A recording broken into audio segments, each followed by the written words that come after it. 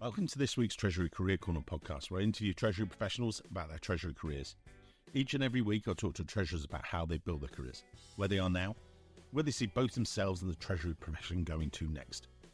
And a special thanks to Flywire, our fantastic sponsors. If you've ever wondered whether there was a way to ease your international transaction hassles, they're the guys to talk to. If you follow the link in our show notes, you can see me talking to my mate Greg Levin, their Senior VP of Sales. I get to ask Greg about who are Flywire and how they can help you and your Treasury team with your cross-border payment headaches. Just follow the link to the interview in today's show notes. And now, let's get on with the show. In this week's show, delighted to be joined by Sandra Ramos Alves. Sandra is the Senior Vice President and Treasurer at BMS, or Bristol Myers Squibb. BMS are a global biopharmaceutical company. Their mission is to discover, develop, and deliver innovative medicines, helping patients globally. I won't explain all of the details about the size of the company, I won't explain about Treasury. I'll let Sandra do that later on in the show. What I'm going to do is I'm going to take Sandra back to the very beginning. A few years ago now. Take us back, if you would, Sandra, to how you first discovered finance, then Treasury. We're going to go through the show. We're going to talk about all these international moves, amazing. And then later on in the show, we'll talk about the future of Treasury and a couple of areas you might be interested in. And the people listening today definitely are. I'll shut up now, hand over the mic to Sandra. Sandra, over to you. Tell us, how did you first ever discover finance and Treasury? Over to you. Thank you, Mike. It's a pleasure to be here with you today. So I was actually an undergrad major in accounting. So I started off my career really thinking I was going into the accounting world. I joined AT&T in August of 1995, and in September of 95, they announced divestiture. And ultimately, I ended up moving over to Lucent Technologies in their financial leadership development program, at which point I had an opportunity to really work in several different organizations and just get a feel for finance. I worked essentially in Treasury operations and then accounting. Did have the opportunity to spend a year in Guadalajara, Mexico, which was a wonderful experience. But when I came back to the US, I really wanted to further my career in the accounting field and decided I wanted to take the CPA exam.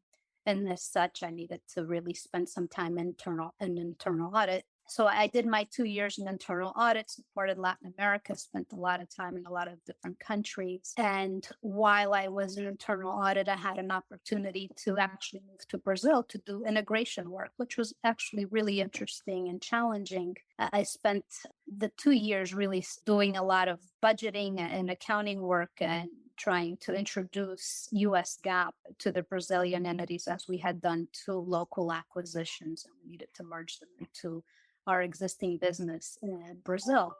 When I was done with the opportunity there, I was coming back to New Jersey specifically. I wanted to come back home, and the opportunity in Treasury presented itself. It was just, I think, really good luck. They had an opportunity for an FX manager to support Latin America. So while I did not have any experience in Treasury, I had all of the contacts in Latin America from having spent so much time there. Sorry, let me jump in there. Just so many people discover Treasury in the nicest way by accident, and now it's much more recognized. So this was back in just turn of the century, 2000, 2001. When you made that move, Sandra, had you heard about Treasury at that stage, or was it completely Treasury what? What was the ethos? I definitely had heard about Treasury because FX was a huge topic when I worked in Brazil. Every day I would be asked, what's the FX exposure? I didn't even know what that meant, to be honest. Meant to calculate. I just didn't understand it, but I heard the question all the time. And I knew that we needed to provide forecasts to the Treasury organization. It really wasn't until I joined Treasury that I understood what it was that they were asking for and what the purpose was and what the risk is and how to manage the risk. So it's a fantastic opportunity to really step into something completely different than I was accustomed to working in. And I was working with a wonderful group of people that were very kind with their time and with their training. Let me jump in. So I'm going to interrupt. I'm sorry to interrupt so much, but I've got to. But you then, so I know it's a while ago, But if you can think back to that period of time and reflecting on that, if you would, for other people doing that first stepping into foreign exchange, and you said they were very kind with their time, but did you actively put your hand up? Or again, this is for, we get a variety of listeners to the show. Some will be brand new to their treasury career, some will be very experienced. Is it about going up, can I have a coffee with you? Or what would you suggest to those guys to do today? Again, the listeners today. I did proactively reach out to them. I had returned to the US during challenging times for Lucent. At the time, we were going through significant headcount reductions. We were selling off part of the business. There was just a lot happening. And I was aggressively looking for a challenging opportunity to rotate into. And it was just luck that I happened to hear about someone that was leaving the organization for personal reasons. And so I reached out to the contact that I had in Treasury and I asked, are there opportunities in Treasury? I would love to learn about Treasury and see, well, if I could fit into the organization. And he said, as a matter of fact, my role is going to open up because I'm going to be taking on the regional treasurer role for the person that had left. So I said, great, can you please connect me with the hiring manager? And he did. And the hiring manager was Fred Shackneys, and you've had him on your podcast. And he's brilliant. Yeah. He's one of the most brilliant people I've ever worked with in Treasury. And he gave me the opportunity, and it was really wonderful.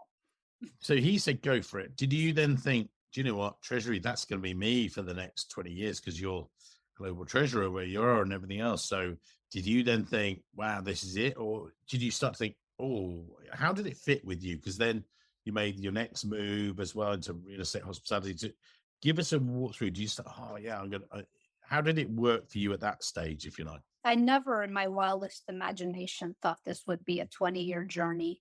To be honest, I was still thinking, am I going to use the CP? And so I really thought it was going to be more of a rotation and an opportunity to learn a different part of the finance function. But as I said before, Lucent was really challenged and there were so many cutbacks. And I really felt there were no growth opportunities at Lucent given everything that was happening.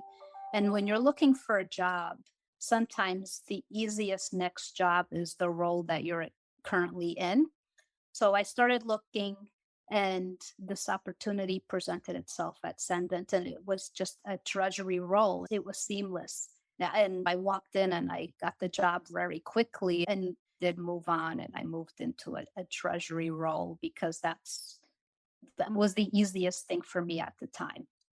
So Sandra, you then were Lucent, so telecoms and things, and then you went into Sendent, which is wider hospitality, real estate, and everything else. And then you ended up in pharmaceutical. We've talked, you and I talked before the show about how it's portable. Treasury has a certain skill set, so you can move between different same discipline, but different industries. With yourself, you moved through those. What was that like for yourself? And then maybe tell us about Celgene and how you went into that role. So back to you. I truly believe that Treasury you can apply to any industry. So cash management is cash management. Risk management is always risk management.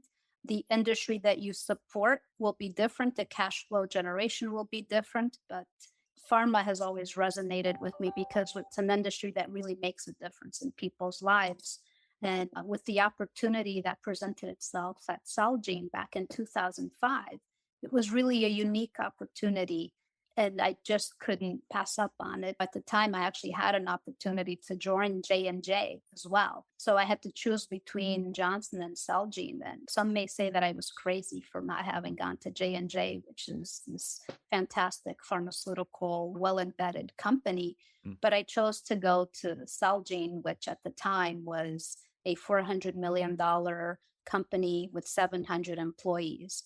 It was one of those things that the company could have failed if our product did not get approved, or it could have been a great success. Fortunately for me, it was the best decision I ever made in my career.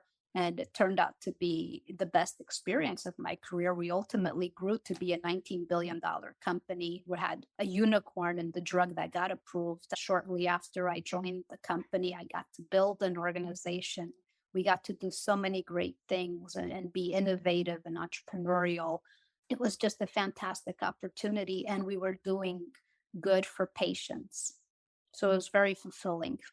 And did you feel that you were in Treasury, you were connected to that journey? Because I talked to a number of people, talked to Kathy, she works for a hospital group way back when. And as she said, look, I really feel that sometimes we're the custodians a little bit of that for those guys. Did you feel that when you're a pharma company? I know that big pharma sometimes gets a bad rap, but then I think past few years in particular, people have gone, whoa, we really need those guys. Did you feel you were quite connected to that, would you say?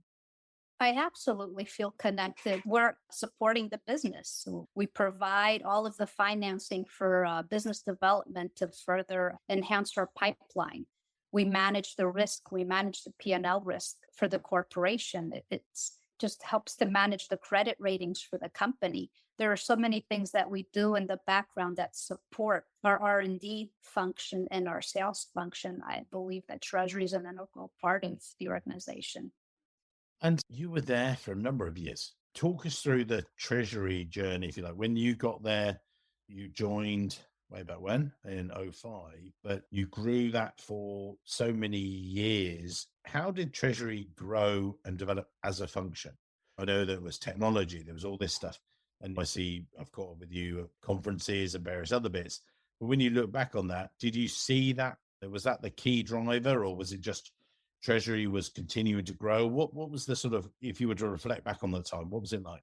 So when I joined, there really wasn't much of a treasury function. There was a bank account in the US. We did not have an international function. We had to build it out. There was no FX program.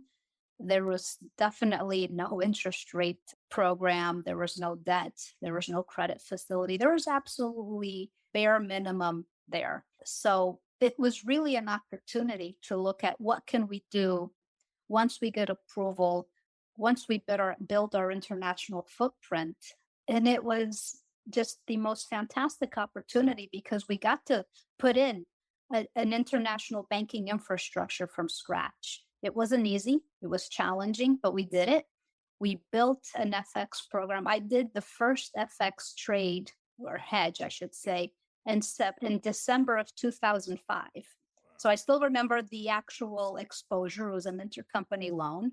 And there was some convincing to do to put on this hedge. So the program started after I joined. And it really wasn't until 2008 that we were able to put in a comprehensive cash flow hedge program. It took time to build. We had to change functional currencies of entities to be able to get the hedge accounting. We entered into a credit facility only in 2010. We did our first bond issuance in 2010. We literally did all firsts from 2005 through 2019, and it just continued to grow. And the portfolio just grew. We issued our first debt, as I said, in 2010, and ultimately in 2019, when we were acquired by BMS, we had 19.5 billion of debt. We had done well over 30 billion of business development transactions. We had done a couple of major M&A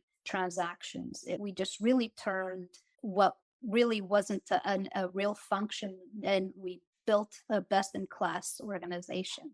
Weird question. Why bother? Why push yourself to that? I know why the Treasury Recruitment Company, we'd gone through straight through processing. When people do our salary survey, I wanted to give them a really easy flow of doing it to make it, that was for me and for us to increase the numbers, to make it, this is what I would have wanted, put myself. Now with you guys, you're a support function, you're supporting the business globally and things like that. But you guys were pushing against, I've seen a number of the awards and things like that. Why do you think that's important to keep on? Because it's not just about profits all the time. Treasury in itself and of itself is about supporting the company. Did you just have that ethos yourself, or how was that? The culture at Celgene was just fantastic and innovative and entrepreneurial, and you always were pushed to do your best and to do the right thing. And yes, part of it, a lot of it is me. I want to have a fun job, and I want to do the right thing, and I want to deliver value, and I want to deliver results. And we were just always really excited to venture into the next phase of the company. We had all worked at larger corporations before, so we knew the art of the possible, and we knew we could even take it to the next step and do it better and have more fun with it. And so we had an incredible drive to really do the right thing and put the best technology in place and put the best processes and really work hard to deliver value to support the company. And then obviously the group got acquired, and there were a number of changes. We had people, as we said before, with Mike Bradley on the show. So we'll put a link to his great podcast, great guy, and stuff like that on the show. But with yourself, a takeover can be unsteady for people, unsettling and things like that. But you've been through that. You've continued to develop your career.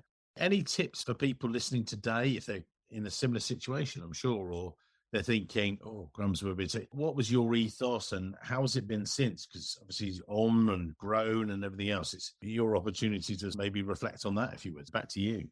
Being in a position where you're being acquired, it can be incredibly stressful. Sometimes you have to take risks. And I feel like I've taken several risks throughout my career. And one of my calculated risks was whether I wanted to stay with Bristol Myers Squibb. Right. It was a different location. It did require a move for me and my family. But I really thought about the long game and whether there was an opportunity for me to grow. And I really felt there was a chance that I could grow to ultimately become treasurer. And it certainly played out well for me as I was incredibly successful and was able to get it and a lot quicker than I ever anticipated. But sometimes if you don't take the risks and if you don't ask for things, they don't come to fruition. So what I have learned over the last few years is you have to be vocal about what you want and you have to tell people what you want. Otherwise, it just may not happen. Things don't get delivered to you on a platter. World-wise and everything else. And maybe reflect on that a little bit, if you like. How did you guys cope with the pandemic? But then also, where do you see the future of Treasury? Where do you see it developing? We're not, as I say, we're not at the end of the show yet. I'll let you off soon. Don't worry. But joking aside, what are you seeing? What's it been like? Where's it developing, would you say? So what we learned through the pandemic is that we can surpass challenges quite easily. Maybe easily is a little flippant, but we can do it. We can work really hard. We have figured out how to do it. We have learned that we need to change our ways of working. There are better, more innovative ways that could make all of our lives easier in terms of how we do work. My focus now is on the organization, looking at our people, looking at our processes and our technology.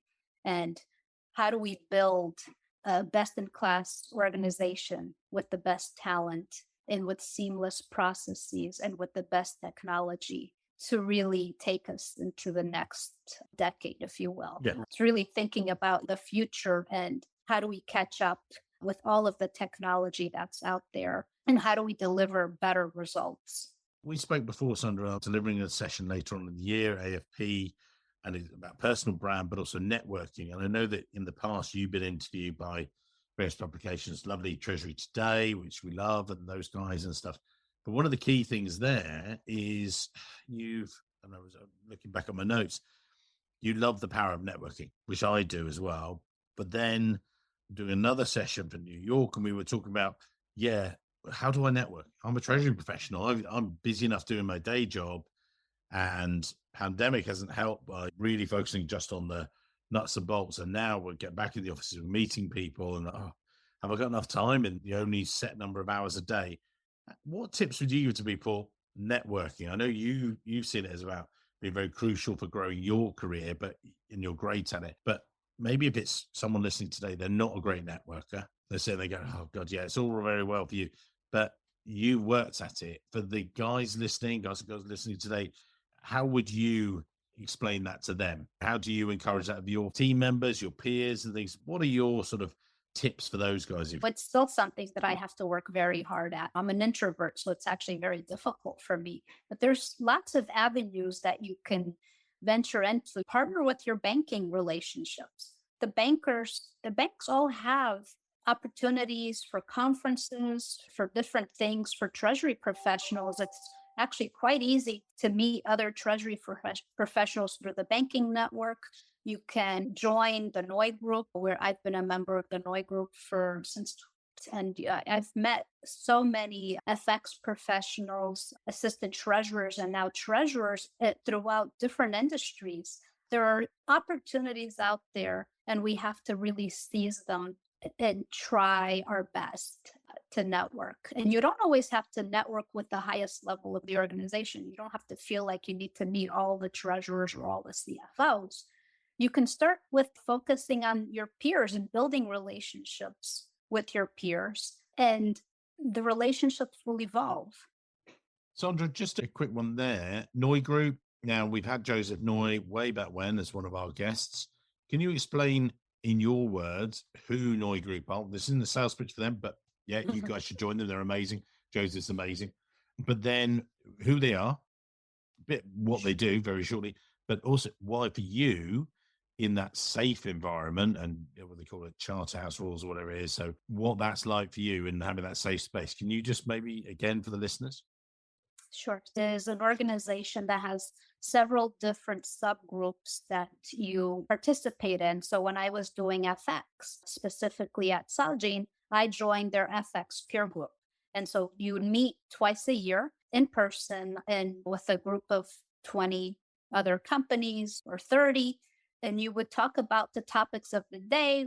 If you're having challenges, when you have questions, how do you do X, Y, or Z? You could ask at the meetings. You can ask through informal networks, through on email, and people share, and people are happy to share and speak with you. And they have assistant treasurer groups, they have treasurer groups, they have capital markets groups. So it's really, they have ventured out and they have almost nearly every functional area within Treasury. So you're able to meet peers throughout the industry. And as you move on to different areas within Treasury, and you meet more of those people. And sometimes I can give an example. A few months ago, I saw an article posted on LinkedIn about something that a company, Micron, had done. And I remembered that I know the assistant treasurer from our days in the FX group. So I reached out to him. That had nothing to do with FX, but I reached out to him and said, would you be willing to talk to us about what you're doing with your investments? It provides you an opportunity to build really good relationships so that you can tap into in the future.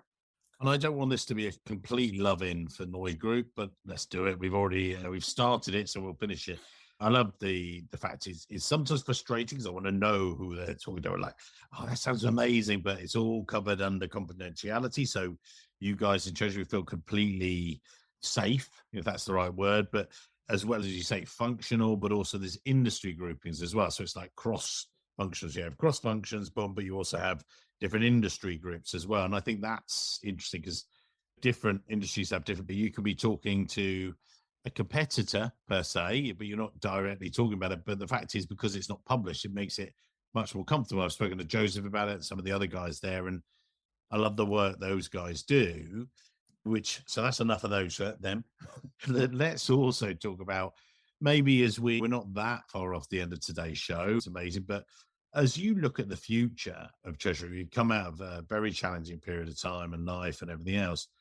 Where do you see Treasury going? I was trying to persuade Sandra earlier on in the show to say, definitely come to AFP. I'll be there and we can talk about this. But you've also got a day job to do, apparently, or whatever. Mm-hmm. But joking aside, where do you see it going in the next few years? What are the next developments? Head of this function, you're leading it, big leader in the company. Where do you see it going to for the next level? So I do think that technology is going to be huge and innovating on the technology front, so we can streamline our processes and have time for teams to really do more analytical work. The risk management is always going to be the same.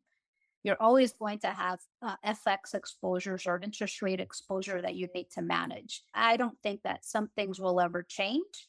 You're always going to have investments.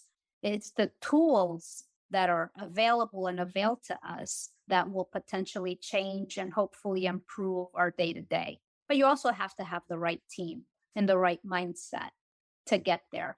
You have to have openness to technology and to the innovation. And just before we do wrap up for today, because I know you've got your next meeting, you're very busy with yourself and managing your team, if you like, and looking at those again, not to recover all the ground we've talked about. When you're coaching those junior team members, you've been there, done it, worn the t-shirt, and everything else. What are you encouraging the team members to focus on? Are you saying to them you should go and get qualifications or move out of the function, or what are the things you think that if you reflect that they should be doing, would you say? I guess there's multiple things. One, I spend a lot of time actually encouraging my team to speak up. So there's the folks that are really in the weeds. They're the ones that can come up with the ideas to improve our ways of working and changing. They know where the pain points are. It's encouraging people to speak up, to talk, so that we can innovate and improve our ways of working. If people want to really expand their financial skill set, it is important. And Bristol Myers Squibb definitely encourages movement within the organization. And we do have a lot of movement, and people generally move around every 2 years. So to the extent you don't want to be strictly a treasury professional, I certainly encourage team members to rotate throughout finance and learn the business and learn different skill sets. And at some point they want to return to treasury, they will always have a home in treasury. But it is important to do, especially when you're younger and you have the ability to move laterally. It's much harder when you're a seasoned professional. For me, it's going to be a lot harder to move into a different function at my level. But when you're younger in your career, that's the time to really take the risks and to move around. And if it doesn't work out, it's okay. You just move somewhere else. Yeah, just keep moving. Yeah. So don't settle. Don't worry. I love the phrase recently. Someone said, I see it a few times on usual LinkedIn stuff. You can move. You're not a tree. Yeah. Okay. You're not stuck there. Yeah. Keep moving and stuff. Okay. Sandra, amazing conversation. We're going to put your LinkedIn details in the show notes. But as we've done each and every week, I thought this podcast would last maybe 10, 15 weeks. We're at episode over 200. This will probably be at episode 210 or something like that, crazy. But as you look back, and again, you and I have met up a number of times, when you think about top tips for you, if someone had said, look, do study, do this, or these are the other things, you've given lots of nuggets of stuff there. But to close the show today, what are the top tips you would give to someone listening today? They're in the car and you think, oh, wow. And maybe they'll get out quickly. I'll write that down. That's something they should do. What are your thoughts for the people to take away today, if you would? I'd say based on my experience, take the risk if there's an opportunity. Usually risks pay off. Speak up. Tell people what you want out of your career.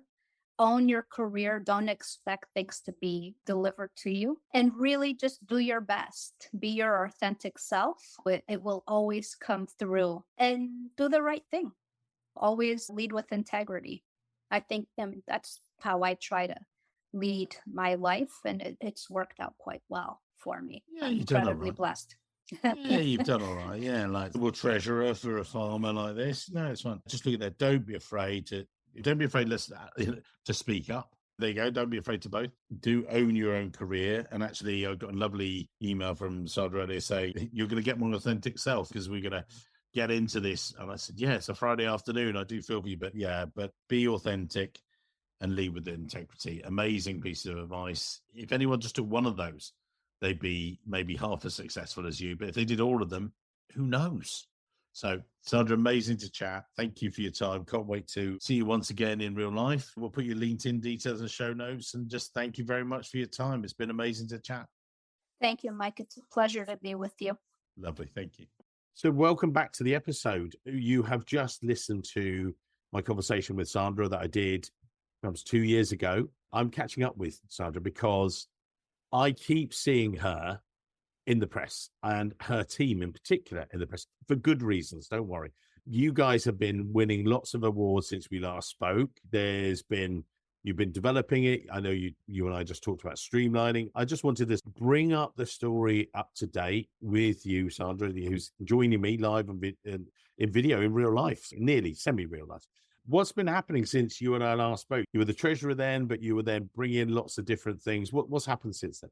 Yeah, Mike, it's great to be here. Thanks for having me once again. It has been a very busy 2 years. We have been on a transformational journey. We have tackled every single area in the department. We've had probably a good 60 to 70 projects, some bigger and some smaller, and we have a pretty complex organizational structure with a lot of M&A. So we just closed on 4 transactions earlier this year. So we have a lot of integration work. So we're quite busy. So you're just talking there about streamlining. Obviously, lots of treasuries want to streamline their operations, get FX exposures, and obviously that's a key thing, but you're doing more with less. How are you doing this? What, so that when you talked about you've done more over the past 2 years, do you set a set of goals? Do you think lots of other people should do the same and say, this is how you got to get to, or how's it come about? So I think our overarching goal is really to have a streamlined organization that has a work-life balance. So that's how I talk to my team. Yeah. And how are we going to get there? That means we do need to automate and we need to simplify.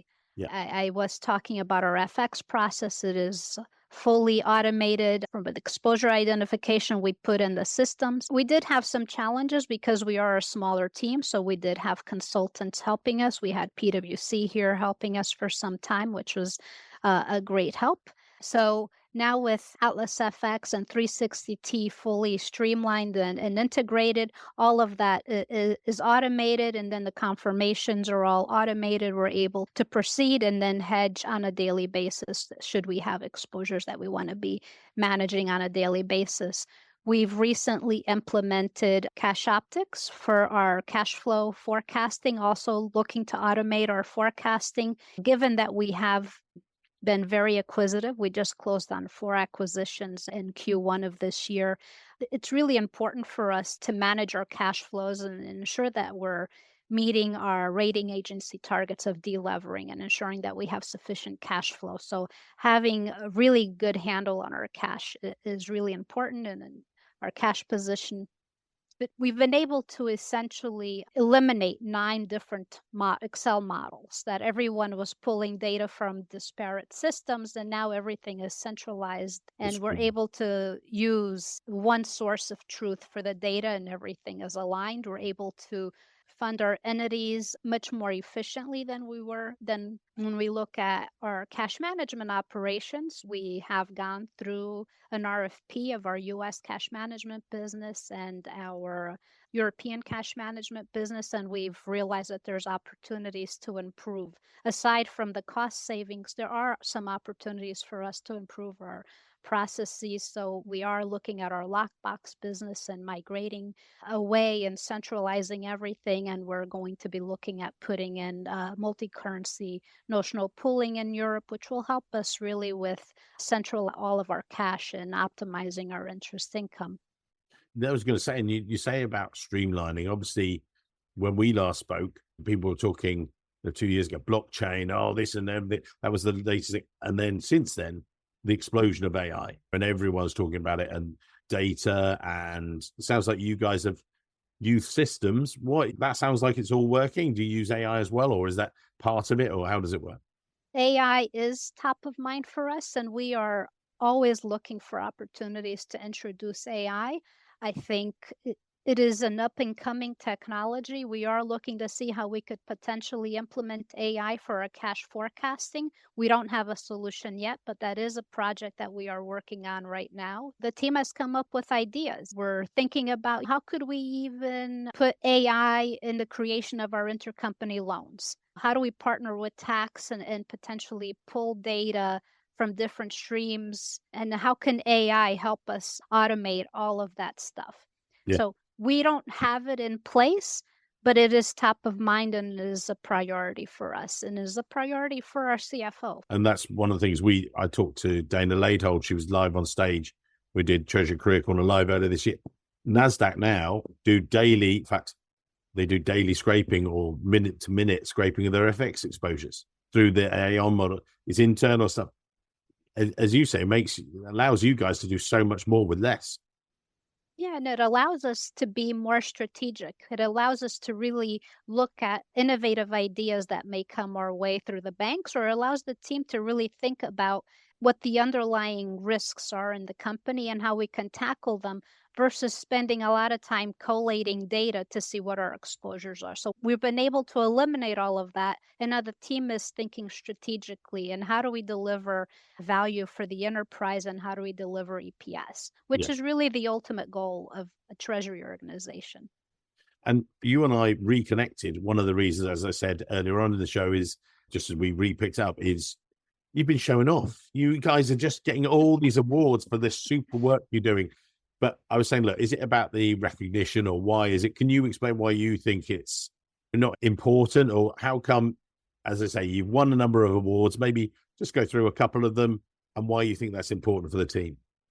Yeah, first and foremost, we don't do things for the awards. We do Yep. things to deliver value for the enterprise.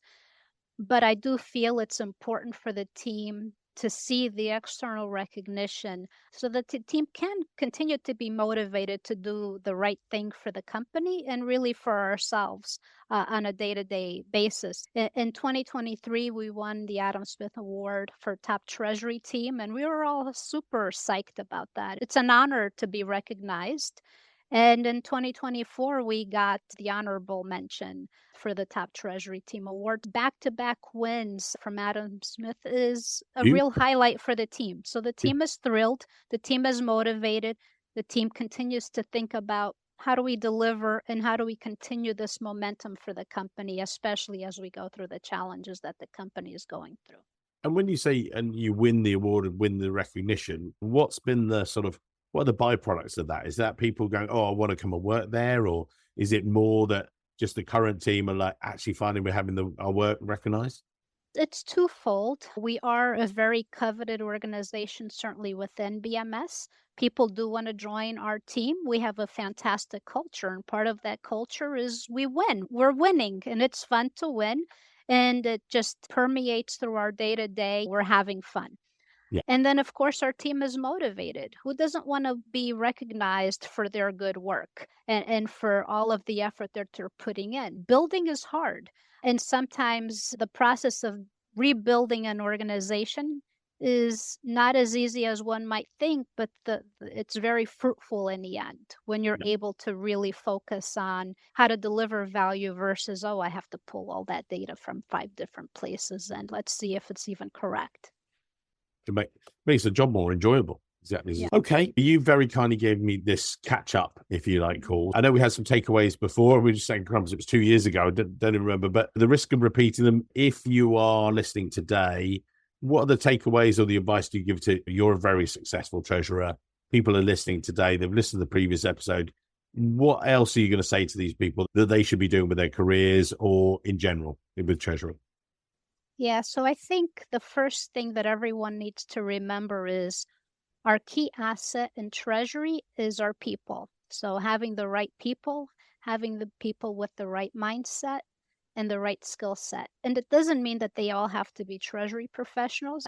There's a lot of people, a lot of smart people that are able to learn the skills, but it's the mindset and the willingness to do the work that's really key. So once you have the right team in place, it's really about being open-minded and focusing on delivering value for the company. When you have the enterprise in mind, it's obvious to everyone and you easily get buy-in to make change. And change is possible. We are living proof that the ability to change and reinvent an organization is possible. And you just need to be focused, embrace the technology. A lot of people are afraid of technology. They fear that they're going to lose their jobs. It's quite the contrary. I believe that technology enables us to do our jobs better and it enables us to do more and bring value to the organization, which was more likely to keep you employed longer term. So it's about doing the right thing, having fun in the process, and really building a fantastic culture with the people around you so that everyone is enjoying their job and doing their best. And sometimes I try and have the last word, but you can have the last word. That was amazing. As you say, I'm not even going to repeat that stuff. just great to see you once again, Sandra, and thank you very much for your time today. And look forward to seeing you at another award ceremony very soon. My pleasure. It's great to see you too. All right. Thanks for tuning in to another great episode. You really enjoy it. Thank you very much. You make it worthwhile. Us recording them with these amazing Treasury professionals right the way across the world, from the US, across the UK, across Europe. And there's lots more exciting guests to come and lots more live events. We love delivering this content. We get asked now, is this what you do? Do you just do content? Do you just do... No. The reason we do the content is to get to know you guys, to give you back the tips for success, if you like. But we're here to help you hire someone. If you need to recruit, call us, because at our heart, we are a Treasury recruitment company. That's how we pay the bills. That's how we pay for the podcast. And that's what we're passionate about. We hear from you at events and things. Can we also help you find your next great role? Can we help you hire? The answer is yes. That's exactly what we do. Yes, we do our Treasury salary survey at treasurysalary.com.